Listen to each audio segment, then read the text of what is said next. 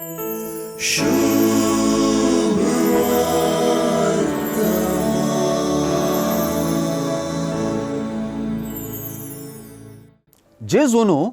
उपास करून आपल्या मिसांव सुरू केल्ले आमी जाणाव, तरी जेजून आपल्याशी सांग उक्त्यान उपास करूंक सांगले आमी नेनाव.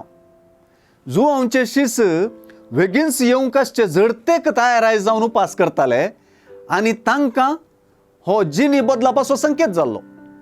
आयची सुवार्ता मातेवाचे सुवार्तेंत सुंकागार मातेवाक जेजून आपलो पाटलाव करूंक आपयल्ल्या पाटापाट येता. जेजून उक्त्यान पातक्यांक स्विकार करची रीत आनी पातक्यांनी जेजूक स्विकार करची रीत स्नानीक जुआंच्या येवंक आसचे झडते विशीं सत्राय सांगच्या की विंगड आसली मात्र न्ही, एकमेट मुखार आसली म्हणयत. उपासा बदलाक जेजू आपणा मुखांतर लोक देवाशी परतल्ले पळोवन उल्हासीत जाल्ले दिसून येता. हें पळोवन घुस्पडिल्ले जुआंचे शिस तुझे शिस आमी करचे परी कित्याक उपास करिनात म्हणून सवाल करतात. होरेत आपणा सांगत आसता पर्यंत काजाराच्या ओवळ्यांनी उपास करूंक जायना म्हणली गजाल इजायाची अध्याय 60 वाक्य 10 हांतली उतरां उगडासा घाडतात.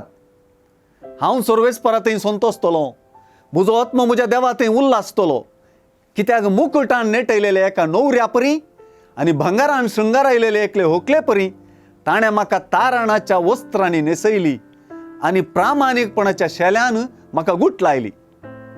ही उतरां राजाच्या पुनर्स्थापना वेळी उल्हास पावचे शिवाय उपास करचो न्हय म्हणून सुचयतात. होरेताक तांचे तावन कांड वरचे दीस येतले आनी तवळ ते उपास करतले. ही उतरां इजायाची अध्याय 53 वाक्य 8 हांगासर सांगिल्ली उतरां सुचयतात. ताचेर जबरदस्ती केली, फरमान मारलें आनी ताका धरून व्हेलो. ह्या प्राजिताच्या काळार सुवार्थेंतलो होरेत जेजूच म्हूण आमकां स्पश्ट जाता.